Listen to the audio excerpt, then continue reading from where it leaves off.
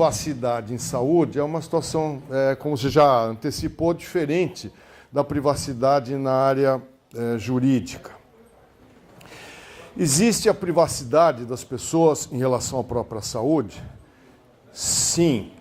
No juramento de Hipócrates, a gente fala o seguinte: sobre aquilo que vir ou ouvir, respeitando a vida dos doentes, no exercício da minha profissão ou fora dela, e que não convenha que seja divulgado, guardarei silêncio como um segredo religioso.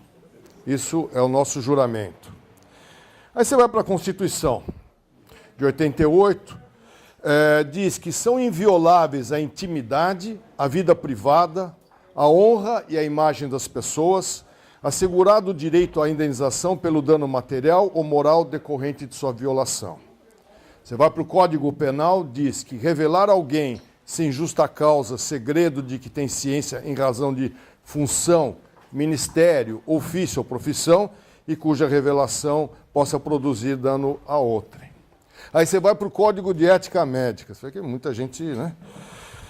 É vedado ao médico revelar fato de que tenha conhecimento em virtude do exercício de sua profissão, salvo por motivo justo, dever legal ou consentimento por escrito do paciente.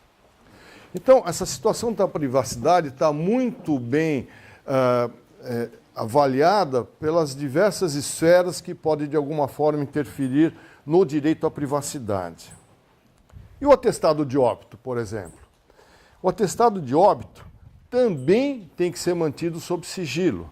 Os dados clínicos, por representar a intimidade da pessoa falecida, somente podem ser revelados judicialmente, mediante justificável ponderação dos valores constitucionais em jogo ou a pedido da família, nos termos da legitimação conferida ao parágrafo único do artigo 12 do Código Civil, que atribui proteção jurídica para os direitos da personalidade depois da morte do titular. Então, até quando o cara está morto, ele tem direito à privacidade.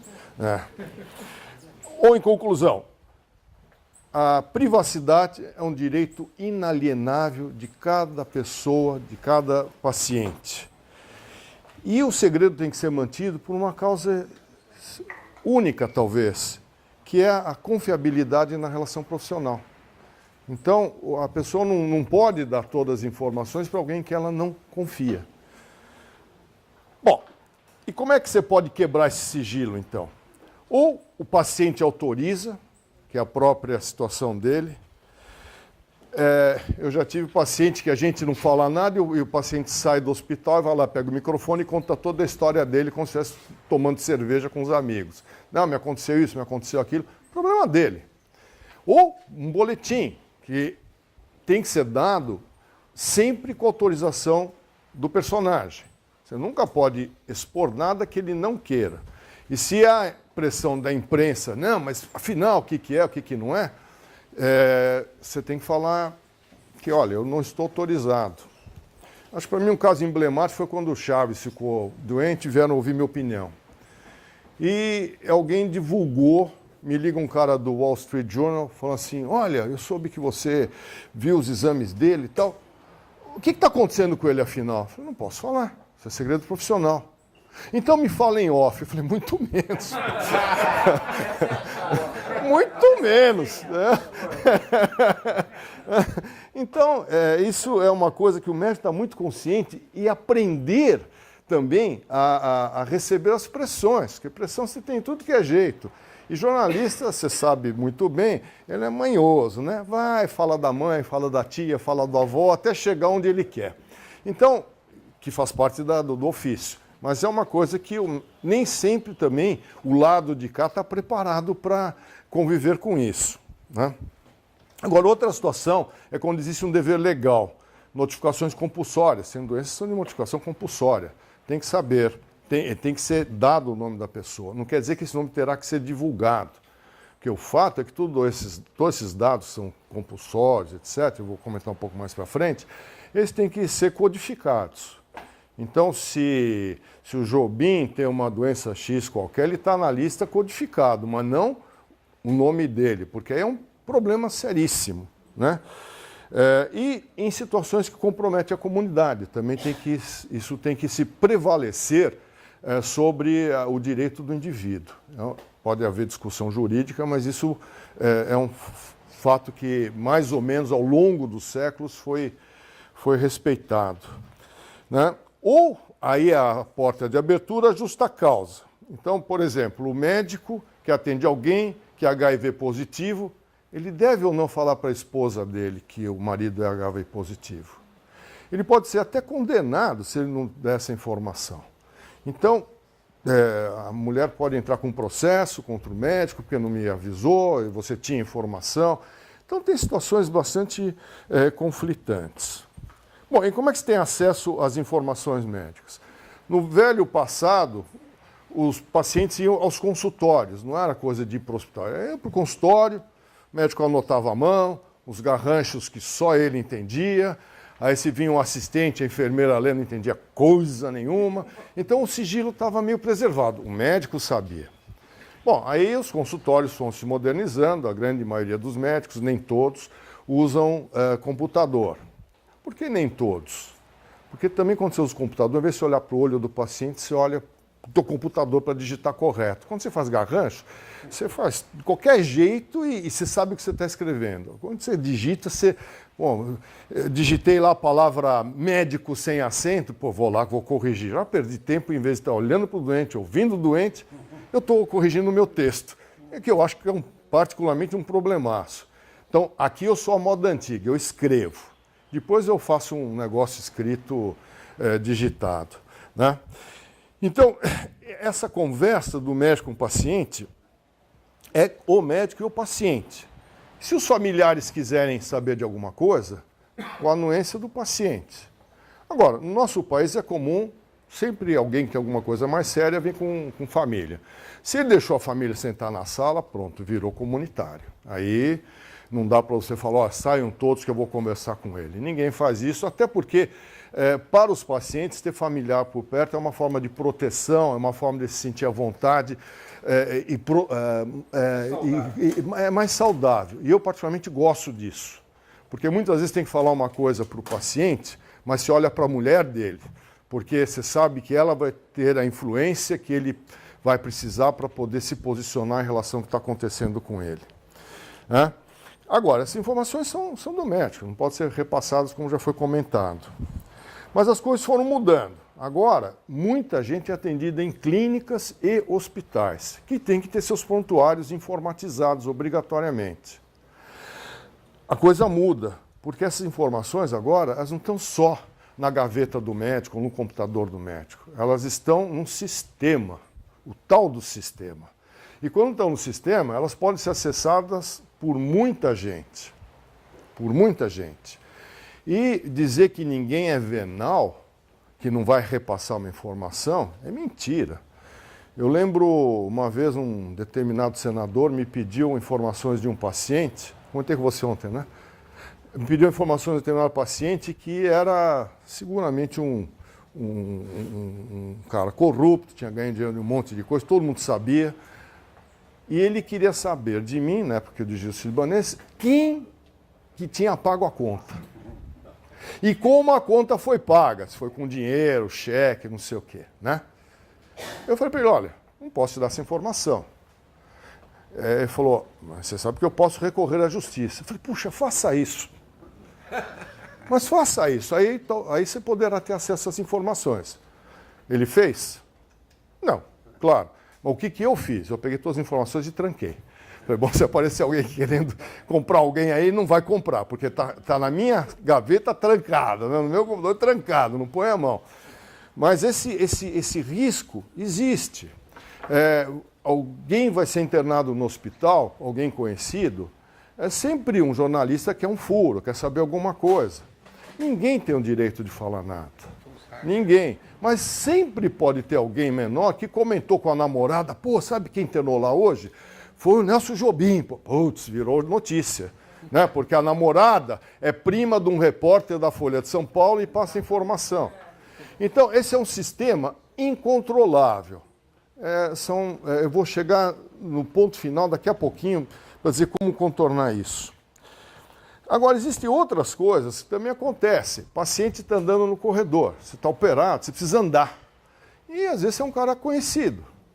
Normalmente, nos ambientes hospitalares, isso é respeitado. Mas eu já vi caso de uma pessoa extremamente conhecida que estava andando com dificuldades, recuperando, usando andador, que foi fotografado, filmado por uma repórter que tinha ido visitar um parente.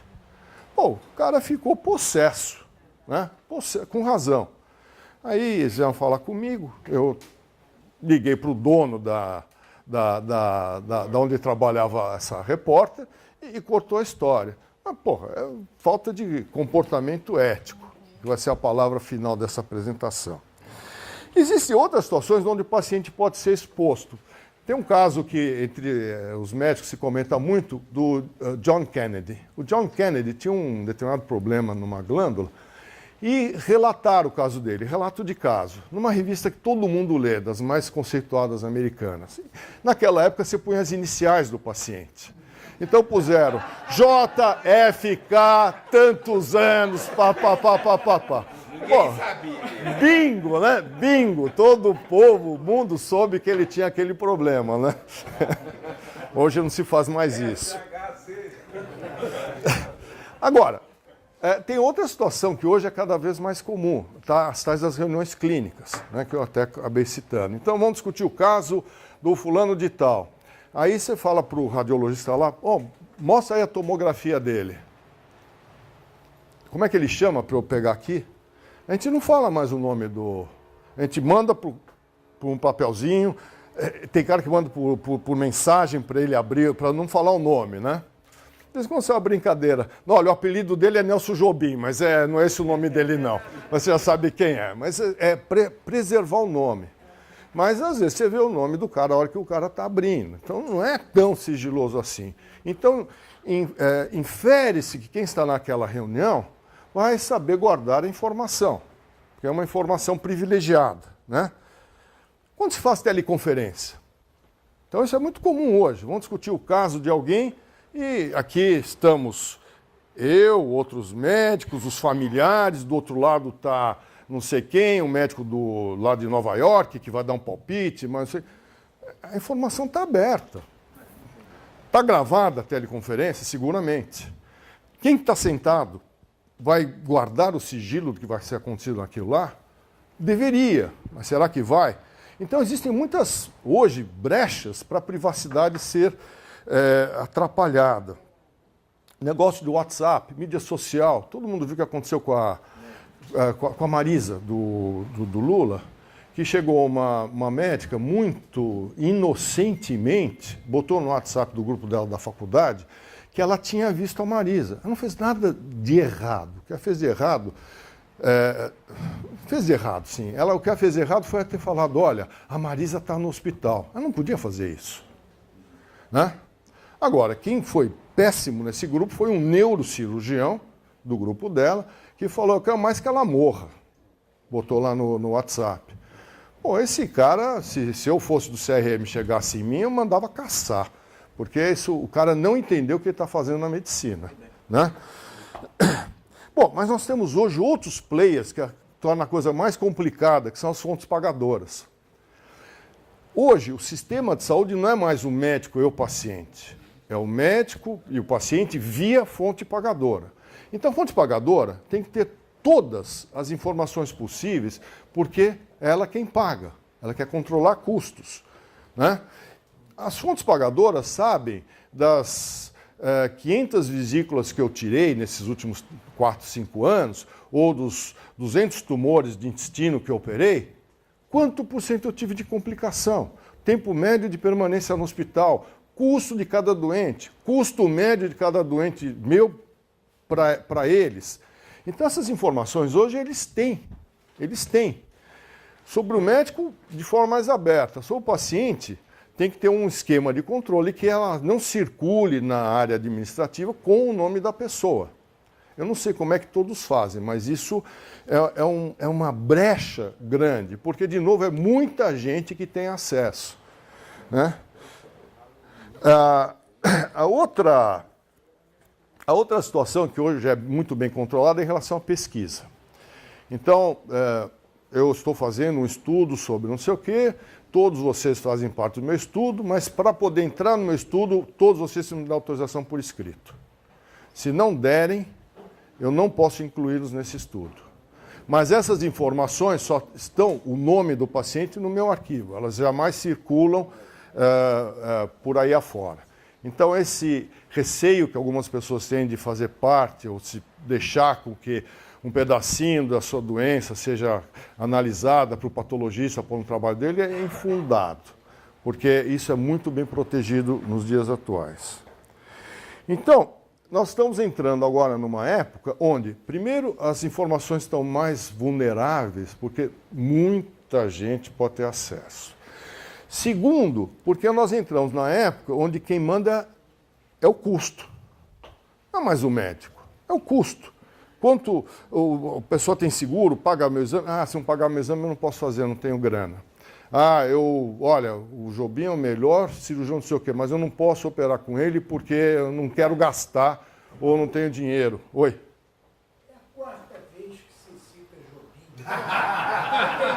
Jobim. Desculpa, não, eu... Explica-se. Ele é meu, olha... Eu não estou dando um fora que ele é meu paciente, eu estou soltando as coisas, não é isso. É que ele é meu guru, só por isso. Não. É que ele está no meu testamento vital. Eu preciso ver as reações dele, entendeu? Porque isso é tudo... Então aquela célebre frase, saúde não tem preço, mas tem custo. Tem custo. E o sistema como um todo, tanto público quanto privado, precisa zelar para que os custos sejam moldados de acordo com a capacidade financeira desses próprios sistemas.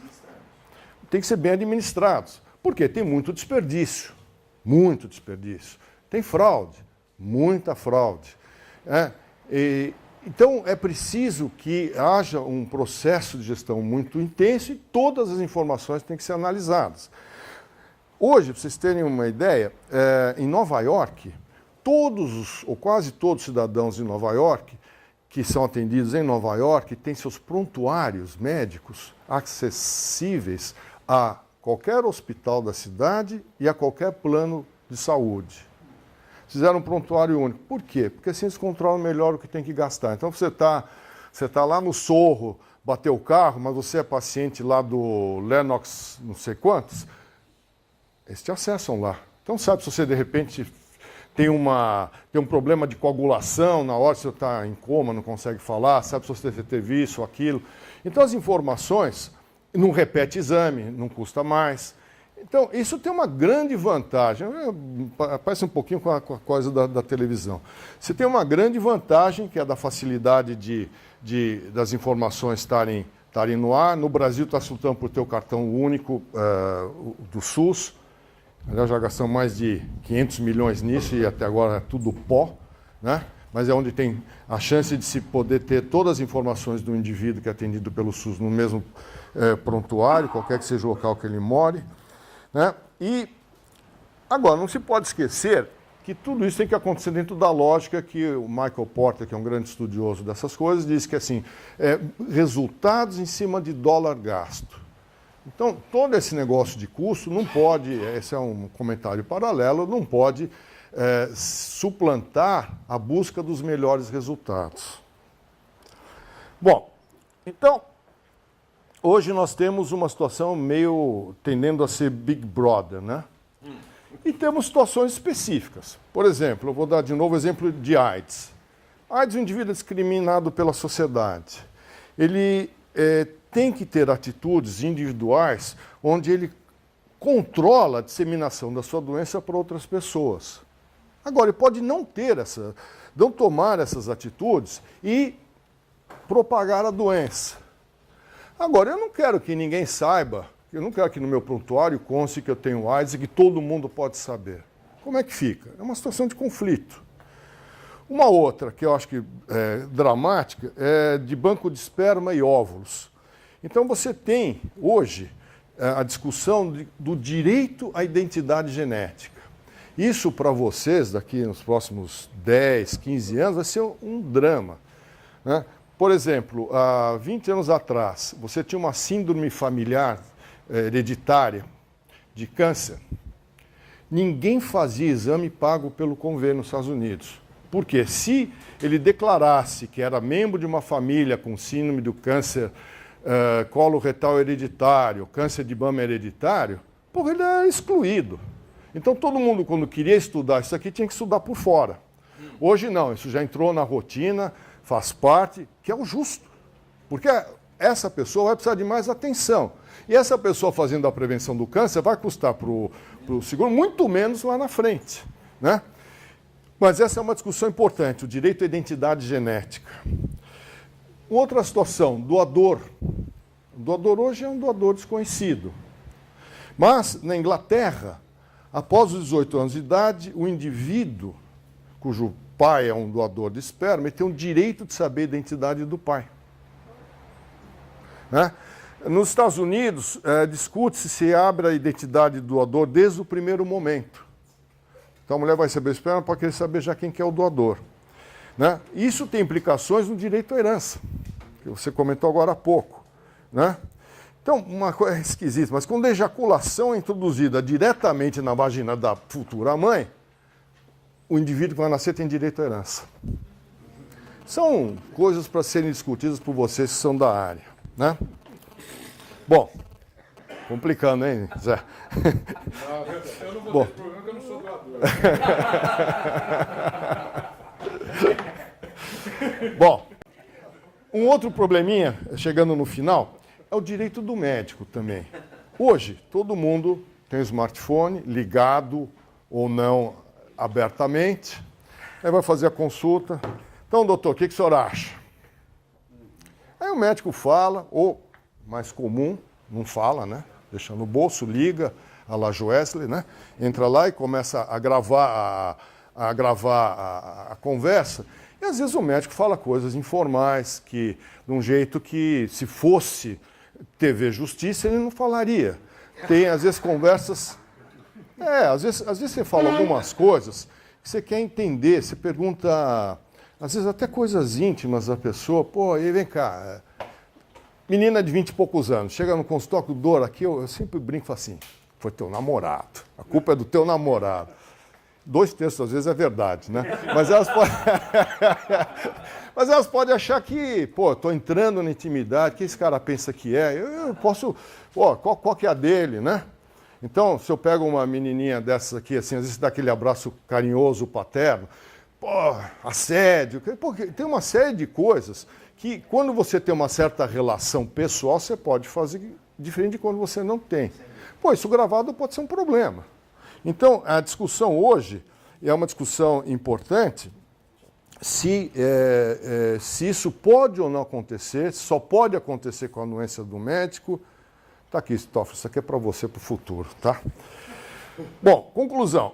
Hoje existem várias entidades médicas, várias faculdades de medicina que prestam uma grande atenção no que vai acontecer na integração da ética com a Big Data e os Medical Records. Porque tudo isso aqui vai estar interligado. Então, acho que por essa breve exposição, eu quis mostrar que, no fundo, o que vai segurar a privacidade do paciente é o comportamento ético de todos os players, né? Então, nós temos cada vez mais informações disponibilizadas ao alcance de cada vez mais gente, né? Nós temos hackers por aí que estão pegando tudo que é informação, pegam o que querem, né? Vários hospitais em São Paulo, há uns 6 meses atrás, foram invadidos, pegaram informações, quer dizer, não respeito nem o hospital, né? O controle de custos na saúde passa a ser um fator importantíssimo nessa coisa da manipulação das informações e uma brecha para a abertura de perda de privacidade. Então eu vejo que só tem 2 mecanismos reguladores para isso. Um é o comportamento ético de todo mundo que de alguma forma tem contato com o paciente. A partir do médico até o cara da limpeza lá, que tem que saber qual que é o comportamento dele. Isso requer treinamento, requer uma formação continuada, porque sempre chega alguém novinho que não sabe bem como é que é a história, precisa treinar. É complicado, mas a ética é uma cultura. E essa cultura tem que ser desenvolvida no dia a dia. E outro fator regulador que eu vejo é que quem infringe a regra tem que ser penalizado. Aí a justiça tem que dar um jeito de alguma forma, punir quem fura a privacidade. Obrigado pela atenção.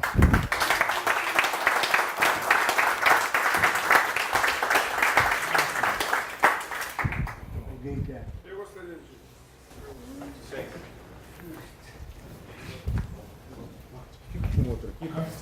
Raul, obrigado pela exposição. E da mesma forma como nós falamos na exposição do ministro, discutimos se a publicidade do julgamento mudava, influenciava o resultado do julgamento, com a medicina defensiva, que estava cada vez mais crescendo aqui no Brasil, especialmente porque estamos judicializando tudo e a relação médico-paciente ela também se abriu agora para o judiciário. A medicina defensiva, o médico ou paciente gravar toda a consulta, tudo que se passa, até para depois constituir provas preventivamente para o futuro. Muda a qualidade da consulta, muda... O que você acha? Muda a relação médico-paciente? Como você vê isso? Eu não tenho nada contra se quiserem gravar pessoalmente. Quer gravar, ótimo. Às vezes muita gente até precisa ouvir de novo aquilo que foi dito. Não tenho nada contra gravar. Só que precisa ser autorizado. Porque eu preciso aí saber me comportar frente a uma gravação. Igual o Zé Antônio, ele começou a falar, isso aqui não é formal, não sei o quê. Ele fala com uma liberdade diferente. Eu não tenho nada contra gravar. Nada, nada. Só que precisa ser autorizado, para eu saber o que eu falo e o que eu não falo. E não acho que isso muda a evolução das coisas, porque a minha obrigação como médico é fazer dar para a pessoa as informações que ela precisa para tomar decisões. Agora, o que às vezes eu como médico faço, eu vejo assim, por exemplo, uma senhora mais idosa, mais frágil, que eu acho que tem um câncer. Eu percebo que se eu falar para ela, a senhora tem um câncer, vai ser um negócio dramático, ela perde motivação de vida. Você sabe que velho, a motivação de vida tende a diminuir, porque não tem mais amigos, se acha um peso para os filhos, peso no dia a dia, peso econômico, todas essas coisas. Então aí eu falo com um dos filhos com mais clareza, e não falo com ela. Isso eu faço, confesso que eu faço. E acho que faço melhor assim do que se eu fosse o esquema americano pão, queijo, queijo. Sabe? Eu estou sendo mais humano com essa pessoa. E tratando ela melhor, porque ela vai sair da cirurgia, às vezes ela não precisa nem fazer mais nada, e não precisa nem passar pelo drama de que ela teve um câncer, ela vai achar que morre, pessoas mais idosas têm as informações mais antigas fortes, né? Quem tem câncer morre, entendeu? Agora, eu posso ser condenado, eventualmente, porque eu não dei todas as informações para ela. Por isso que nos Estados Unidos, é tudo na lata. Na lata, porque o médico não pode correr o risco de ser processado por uma informação que ele escondeu ou por uma informação que ele não deu por incompetência. Entendeu?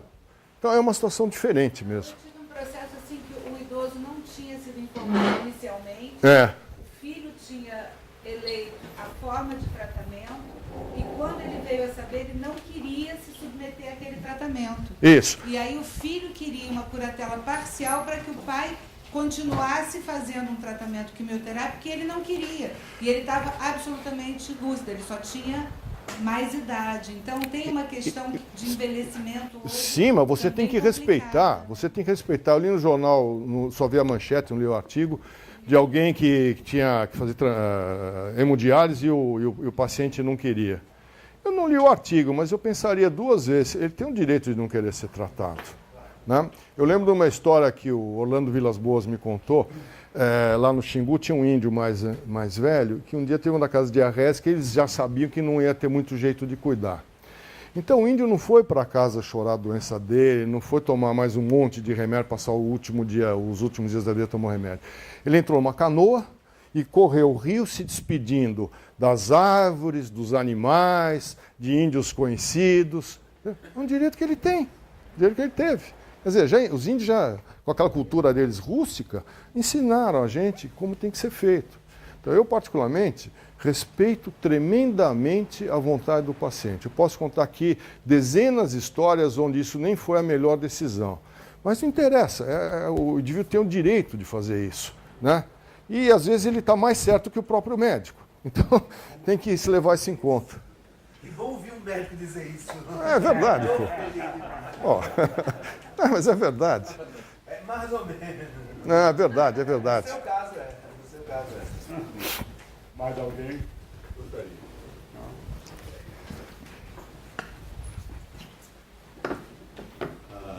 A necessidade da informação plena, né, permitirá a chamada decisão informada. Como muitas vezes o tratamento vai infligir dor, sofrimento ao paciente, é indispensável que ele, como indivíduo, participe dessa decisão. Então, além das considerações de natureza humana, eu acho que existe esse outro lado que deve constituir uma enorme dificuldade para o médico e para a família. Já vivi isso, não vou invocar a experiência pessoal, mas a sua é importante nesse momento para o senhor contar para a gente. Então, veja, tem situações que mesmo o idoso, a pessoa mais frágil, sabendo o que tem, ela vai trabalhar melhor para o tratamento e restabelecimento dela. Ela vai se comportar como parceira do tratamento e vai aceitar melhor as limitações do tratamento. Então, sempre que possível, eu faço isso. Procuro não fazer de maneira cruel. Olha, você tem um tumor, está cheio de metástases, a sobrevida média de 1 ano e 6 meses. Você não precisa ser tão explícito. Não precisa ser tão explícito. Porque eu aprendi isso aqui com o meu primeiro paciente de câncer quando eu tinha 5 anos de formado. Ele chegou para mim e falou assim: olha, eu tive um tumor, fui operado, o tumor voltou, fizeram radioterapia, quimioterapia, o tumor continuou lá crescendo, me deram 6 meses de vida. Eu gostaria que você cuidasse de mim. Eu falei, com o maior prazer. Ele tinha um pouco mais da idade que eu tenho hoje. Aí ele falou, bom, olha, eu também não tenho mais dinheiro. Eu gastei tudo que eu tinha, que é outro drama, né? Eu falei, não tem problema, eu cuido do senhor sem nenhum problema e sem precisar internar. Na época, no Cibanês, a gente tinha uma área gratuita que internava quem a gente queria. Hoje isso aqui faz parte de programas consensuais com as secretarias estadual e municipal de saúde, mas na época eu internava quem queria, então quando ele ficava mal, eu internava ele lá. Bom, depois do tal de mais ou menos 6 meses, ele estava morrendo.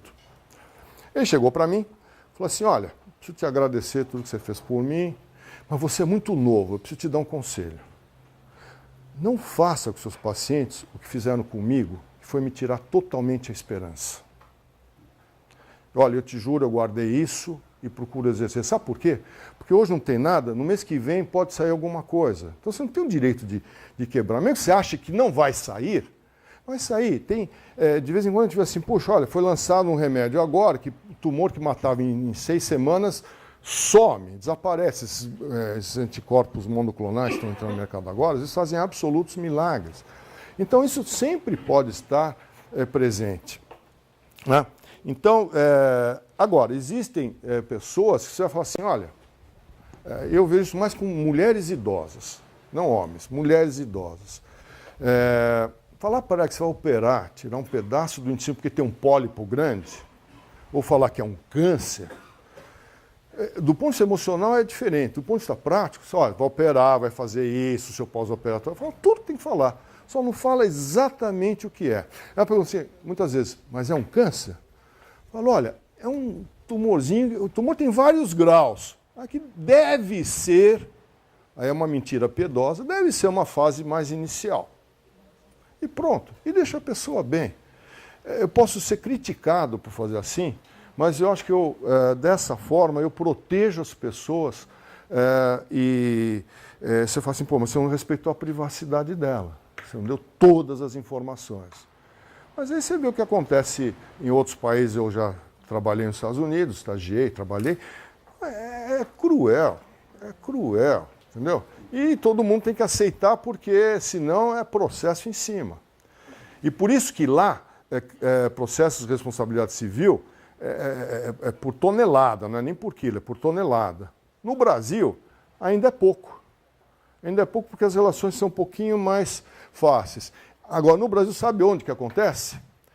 Convênios. Porque o paciente paga um convênio, qualquer coisinha, e acha que porque ele faz isso, ele tem que ter tudo, e o médico à disposição dele 24 horas por dia. Então, é conflito de relação. O médico acha que, pô, eu ganho R$40 por consulta, ganho R$1.200 por uma cirurgia de 6 horas. Pô, o cara não vai querer me ligar sábado à noite. Não tem cabimento. Ele que vá para o pronto-socorro. É uma dinâmica diferente e absurda, bem da verdade, né? Porque eu acho que o médico ele tem a responsabilidade pessoal. Se ele aceitou operar por R$1.200, ele é responsável pelo cara. Mas é que, se ele ficar prestando atenção em cada um dos mil... Esse precisa ter muito volume para chegar no fim do mês. Se ele ficar prestando atenção em cada coisinha de cada doente, está doido. Em geral, as pessoas são demanding, né? Elas exigem muito, porque acham, diferentemente do doente que te paga normalmente, que elas já te pagaram antes. Então, é uma relação torta, ruim. É a pior que existe. Então, eu sempre falo, olha, eu prefiro operar quem pode me pagar ou quem não pode pagar nada. A minha dedicação para quem não paga nada é tão grande quanto, às vezes, não vou dizer que é maior, mas é no mínimo tão grande quanto aquele que me paga. Porque eu comprei a briga dele. Nossa.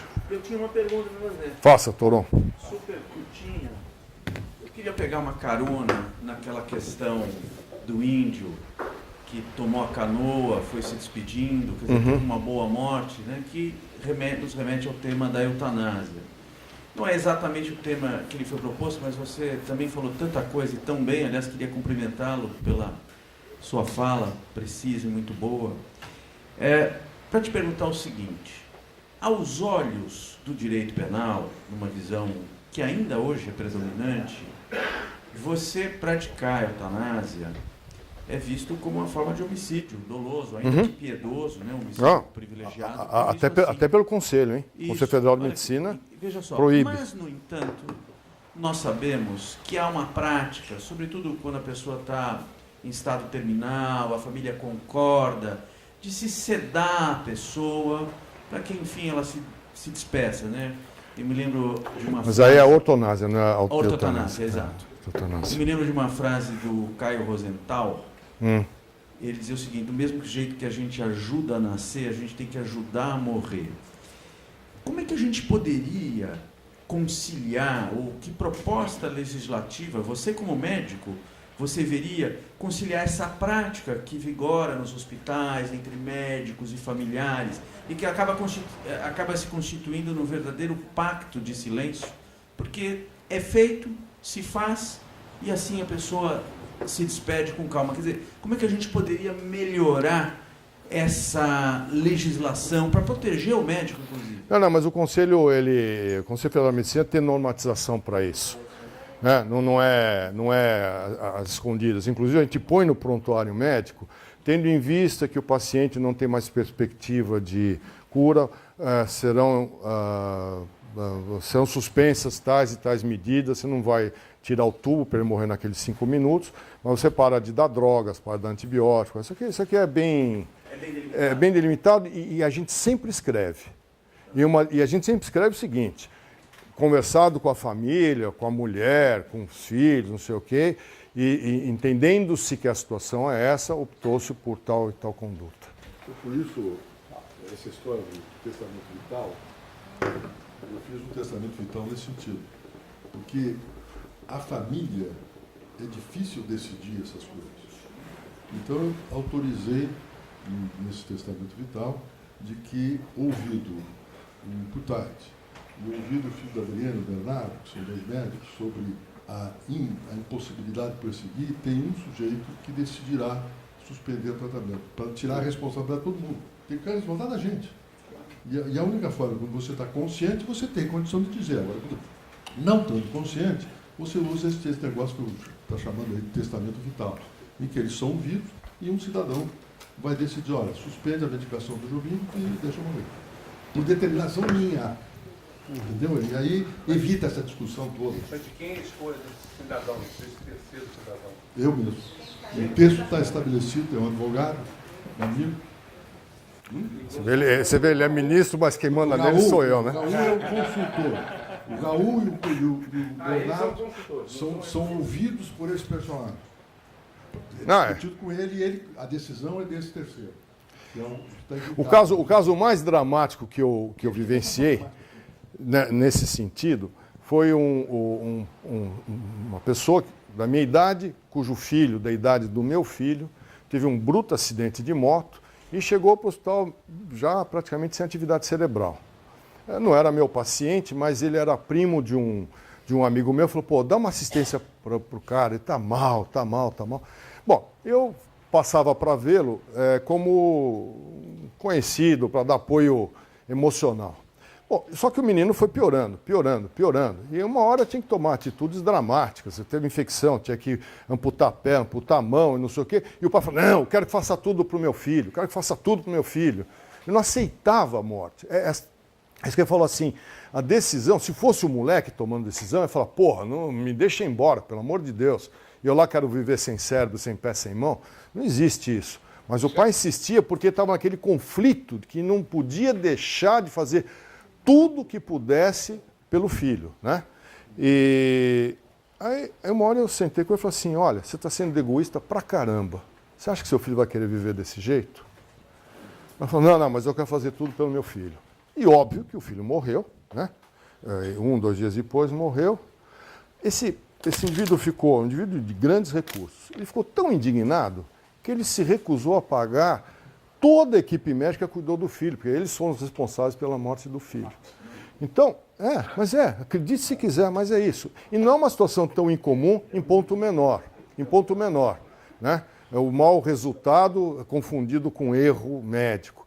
Então, essa situação é muito difícil. Então, esse tipo de testamento que o Vital, que o Jobim está falando, é uma coisa muito boa para quem não tem nas proximidades alguém que possa estar decidindo junto ou decidindo por ele.